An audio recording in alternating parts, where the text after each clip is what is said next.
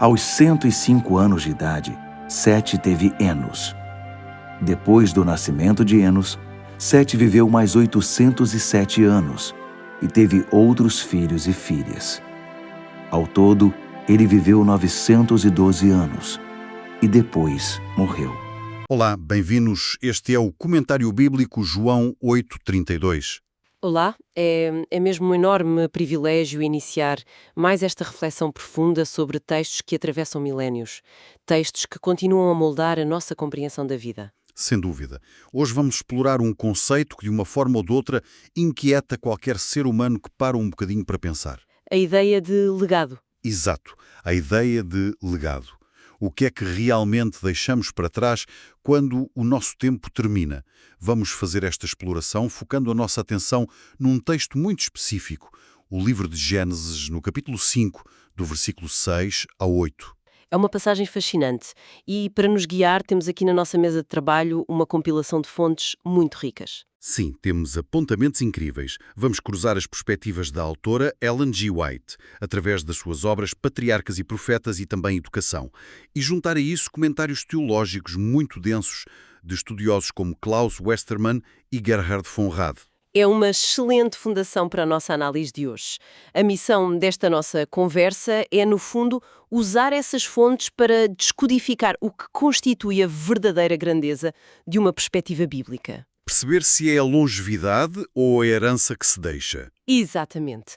Porque quando olhamos para a genealogia de Gênesis 5, deparamos-nos com figuras que viveram períodos de tempo que desafiam por completo a nossa biologia atual. Perante isso, a grande questão que se levanta é se a grandeza humana se mede pela extensão da vida física, pela enorme quantidade de anos acumulados.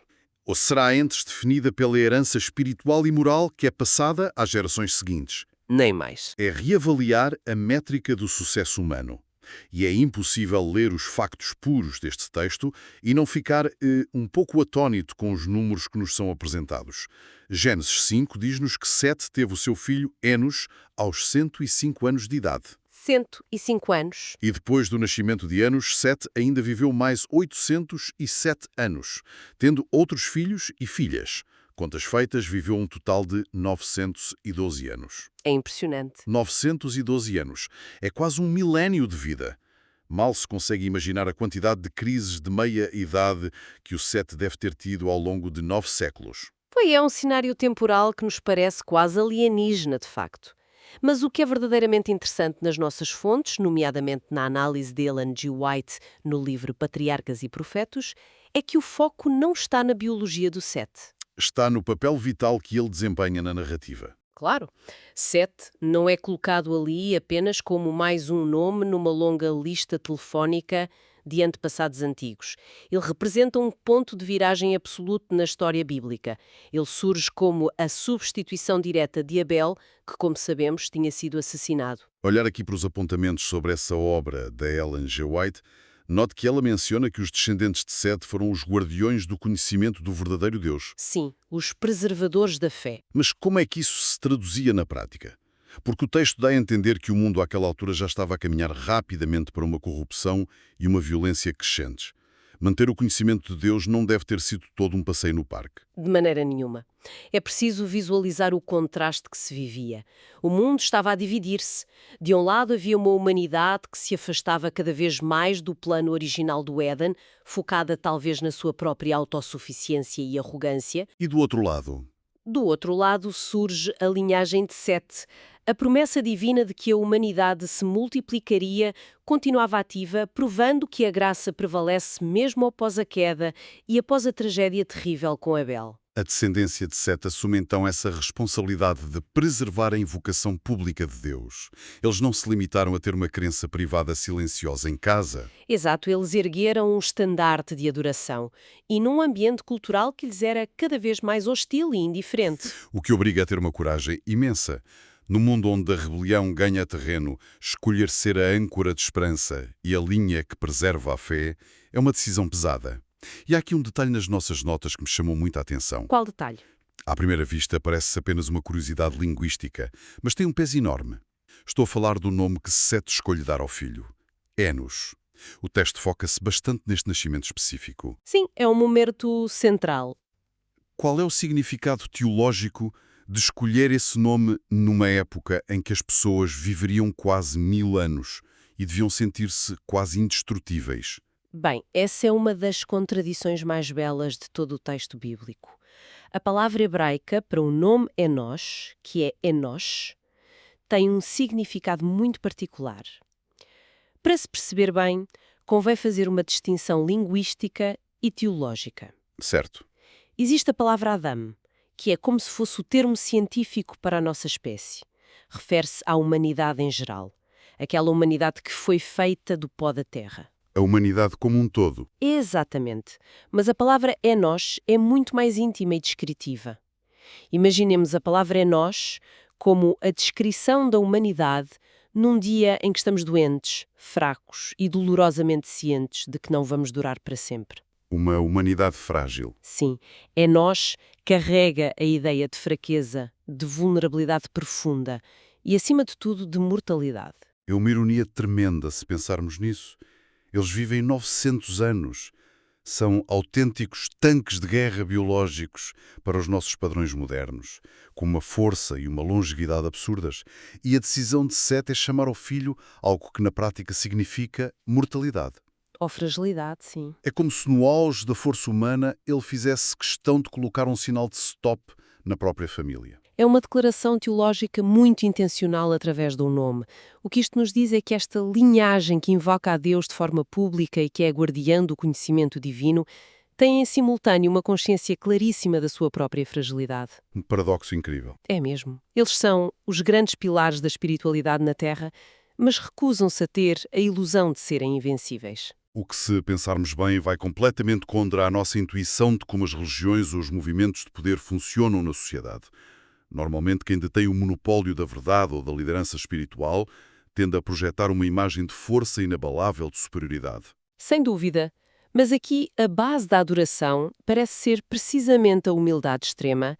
É como se dissessem ao mundo: nós servimos um Deus que é eterno, mas nós próprios somos fracos e completamente limitados. Isso levanta uma questão central sobre a verdadeira natureza da fé. Sim, porque a adoração genuína, segundo esta perspectiva bíblica, não nasce de um sentimento de autossuficiência ou de poder pessoal, nasce precisamente da constatação oposta, da percepção da nossa fraqueza e da dependência absoluta que temos do Criador. Então, nomear uma criança de Enosh é cravar na história de uma família um lembrete constante de que a força deles não residia nos séculos intermináveis que conseguiam viver. Na realidade dura da condição humana, sem qualquer espaço para ilusões de grandeza pessoal. Isso leva-nos diretamente ao grande elefante na sala de todo o capítulo 5 de Gênesis. E as nossas fontes debruçam-se muito sobre isto. É que existe um padrão intrigante, uma espécie de cadência rítmica no texto. A cadência da genealogia, sim. Sete vive 912 anos, outros vivem 800, 900 anos. Vêm gerações inteiras a nascer. Mas no fim do relato de cada um destes patriarcas, o texto termina sempre, sem exceção, com a mesma frase implacável. E morreu. Essa repetição é tudo menos um acidente ou um mero detalhe de estilo do autor. É aqui que os comentários teológicos de Klaus Westermann se tornam vitais para a nossa análise. O que é que o Westermann diz sobre isso nos seus comentários aos primeiros capítulos de Gênesis? Propositada e permanente na narrativa, funciona no fundo como uma âncora teológica muito pesada. Com que propósito? O objetivo é reforçar a ideia de que a linhagem fiel, por mais piedosa, reta e dedicada que seja à adoração a Deus, não está isenta da condição mortal. Mas espera, ler uma lista enorme de pessoas que viveram séculos, que foram incrivelmente fiéis e que no fim morrem sempre da mesma forma, não corre o risco de tornar o texto um pouco deprimente? Qual é o objetivo de bater tanto nesta tecla, quase como o badalar de um sino fúnebre? É que a espiritualidade não elimina a condição humana caída. A espiritualidade apenas a orienta no caminho certo. A fé não é um escudo mágico contra a biologia ou contra a passagem implacável do tempo. A mortalidade apanha todos independentemente da fé. Exatamente, e é aqui que a perspectiva de outro teólogo, Gerhard von Rad, complementa perfeitamente a discussão. Von Rad destaca que esta genealogia mantém um equilíbrio magistral entre o limite humano e a esperança. Como é que ele explica esse equilíbrio? Porque, à primeira vista, a parte do limite humano parece ofuscar completamente a palavra esperança. Von Rad interpreta esta cadência do "e morreu" como um comentário teológico contínuo sobre o aviso que tinha sido dado em Gênesis, logo no capítulo 2, versículo 17, aquela palavra pronunciada no Éden de que a desobediência traria a morte, cumpre-se inexoravelmente. A morte não é, portanto, um evento isolado ou um acidente de percurso de alguém que teve azar. Não! Ela estabelece-se como uma realidade universal e incontornável. No entanto, e aqui entra a tal esperança, o facto de haver uma genealogia detalhada, o facto de haver registros de filhos e filhas a nascerem para substituir os pais, demonstra que a vida triunfa através da bênção da continuidade. É a tensão permanente entre o limite e a continuação. A fragilidade anunciada no nome de Enós concretiza-se sempre. A morte chega sempre, mas a história não acaba ali. Nem de perto nem de longe. Essa cadência litúrgica de vida longa, o nascimento de sucessores, a manutenção da linhagem espiritual e, por fim, a morte, é um ciclo que nos obriga a mudar a nossa lente de observação. E é aqui que entramos de forma profunda na teologia do legado, que é, no fundo, o coração da nossa análise hoje. Sim, o verdadeiro legado. Porque, se olharmos bem para o texto bíblico, a vida de Sete, apesar de se ter prolongado por mais de 9 séculos, ocupa apenas 2 curtos versículos. 3 versículos é um contraste absolutamente chocante se pensarmos na perspectiva editorial moderna. Exato. 912 anos de existência, com todas as experiências, descobertas, crises e alegrias que cabem em quase um milénio, estão resumidos a 3 simples frases. É muito pouco texto para tanta vida. Se o objetivo da Bíblia fosse glorificar o tempo de vida ou as proezas acumuladas durante esse tempo, teríamos enciclopédias infindáveis dedicadas apenas a detalhar o dia-a-dia de Sete. Com certeza. O diário completo de Sete. Mas não temos. O que me leva a procurar aqui nas nossas notas uma citação que parece encaixar nisto na perfeição. Tenho aqui sublinhada uma frase fantástica do livro Educação, da Ellen G. White. Ela diz o seguinte: o verdadeiro valor da vida encontra-se na influência que ela exerce. Essa frase sintetiza primorosamente tudo o que o capítulo 5 de Gênesis tenta transmitir. A genealogia bíblica não está minimamente interessada em glorificar a longevidade em si mesma. O ponto de vista divino não mede a grandeza pela quantidade de tempo que se tem neste mundo. Se o fizesse, a narrativa seria estruturada de forma completamente diferente, com muito mais pompa e circunstância. Sem dúvida. O que importa nestes 3 versículos é que Sete passou o testemunho. Ele garantiu que a influência, a continuidade da fé e do conhecimento de Deus não morressem com ele. Imaginemos isto como uma corrida de estafetas. Num desporto como esse, uma equipa pode ter o corredor mais rápido do mundo, alguém com uma resistência assombrosa, capaz de dar voltas à pista sem se cansar. Mas de nada lhe serve. Exatamente.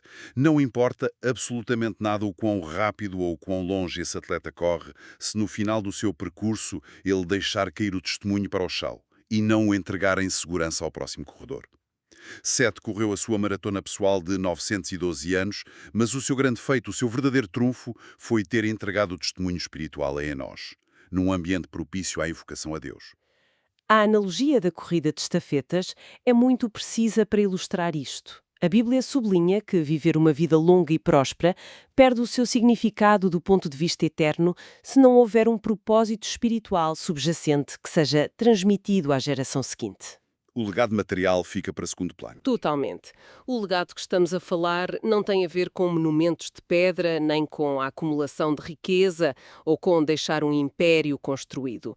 O que a Bíblia destaca é a continuidade muitas vezes invisível, o ensino paciente dentro de casa, a vivência coerente dos valores no dia-a-dia e a adoração sincera. Se aplicarmos esta verdade de forma prática aos dias de hoje, a reflexão torna-se bastante desafiante. Obriga a questionar todas as métricas de sucesso que a nossa sociedade moderna impõe, a um ritmo que às vezes é alucinante. Vivemos obcecados com outras métricas. Hoje trabalha-se arduamente para construir uma carreira de destaque, para juntar recursos, para tentar otimizar a saúde de forma a viver o máximo de tempo possível. E tudo isso tem o seu lugar, claro. Claro que sim, não é errado. Mas se aceitarmos a premissa de que a verdadeira importância reside na qualidade da herança espiritual e na influência, tal como dizia a citação, o foco muda por completo. Muda de forma drástica, porque a prioridade passa a ser a integridade do caráter e a fidelidade a princípios elevados. O que importa passa a ser o modelo de adoração e de vida que é visível para os filhos, para a família e para a comunidade ao redor. Construir um legado que perdure mais do que o nosso corpo. Precisamente. E para que esse legado autêntico seja construído, é estritamente necessária aquela consciência de fragilidade que vimos no nome de Enos. Quando se reconhece a limitação do tempo, quer sejam os nossos 80 anos atuais ou os 800 anos da antiguidade, ganha-se uma sabedoria muito especial para investir naquilo que efetivamente permanece. E o que o teólogo Klaus Westermann nos lembra nos seus comentários é que aquilo que permanece não é o material, mas o espiritual. A fé não dá imunidade contra o envelhecimento ou contra a passagem do tempo. Como já tínhamos referido antes. Exato. A fé dá sim as ferramentas para lidar com essa mortalidade, com esperança e com um sentido de missão. A influência exercida e a adoração cultivada são as únicas coisas que ecoarão para lá da existência terrena de qualquer pessoa. É uma perspectiva profundamente libertadora se pararmos para pensar. Retira um peso enorme dos ombros daquelas pessoas que sentem a pressão de ter de realizar feitos grandiosos e ruidosos para que o mundo lhes bata palmas, ou para sentirem que a sua vida teve valor. O valor está na continuidade fiel. O legado de Sete foi, na sua essência, uma postura contínua e uma crença inabalável. Foi a criação de um espaço no meio de um mundo que esquecia rapidamente o Criador, onde Deus pudesse ser conhecido e reverenciado. É muito encorajador perceber que este tipo de legado silencioso e eterno pode ser construído por qualquer pessoa em qualquer época. É fascinante pensar que a vida de Sete continuou normalmente, teve outros filhos e filhas, como o texto diz.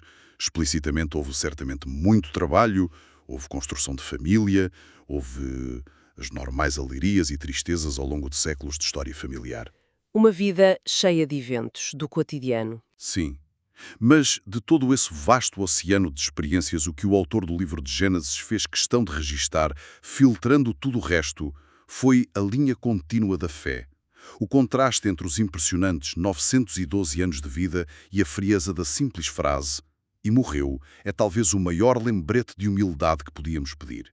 Não somos definidos pelos relógios, mas pela ressonância dos nossos atos. O que nos encaminha inevitavelmente para uma meditação final sobre a própria natureza do tempo. O tempo possui esta qualidade quase ilusória de parecer infinito enquanto estamos a viver, especialmente nos dias de juventude, em que o fim parece uma miragem muito distante, ou quando a rotina acelerada nos anestesia por completo. Mas a verdade é incontornável. A verdade fundamental que ecoa através da pesada cadência do capítulo 5 de Gênesis é que o tempo, por mais vasto e longo que pareça ser, um dia será apenas passado. A história continuará a avançar inexoravelmente. O nome de uma família pode até perdurar, gravado em registros civis ou mantido na memória de alguns descendentes saudosos, mas o corpo físico cumpre sempre a lei universal que ouvimos pronunciada desde o Jardim do Éden. Retorna ao pó. Retorna ao pó. A vida terrena acaba sempre por se revelar como um sopro, uma neblina matinal que logo se dissipa com o calor do sol. E é precisamente diante dessa constatação avassaladora, diante da certeza matemática da mortalidade humana, que fica no ar uma inquietação silenciosa. Uma pergunta que brota de forma muito natural das entrelinhas deste texto milenar. Sim, porque a grande questão que Gênesis 5 nos coloca não é, de maneira nenhuma, tentar descobrir como prolongar os nossos dias indefinidamente nesta terra. Exato. A questão que nos confronta de forma frontal é outra. O que é que será perpetuado através das nossas vidas? O que é que as futuras gerações irão herdar daquilo que estamos a construir, daquilo que estamos a viver e a priorizar no dia de hoje, neste exato momento? Fica o desafio. Fica este desafio profundo e prático para reflexão individual. A verdadeira sabedoria não está na tentativa desesperada de adicionar mais dias à nossa vida, mas em preencher os dias que temos com o significado eterno, passando o testemunho da fé e da integridade àqueles que correm ao nosso lado e àqueles que correrão depois de nós. Chegamos assim ao fim desta nossa análise. Foi uma exploração incrível pelas páginas de um texto ancestral, guiados por fontes que nos ajudaram a descobrir lições surpreendentemente atuais.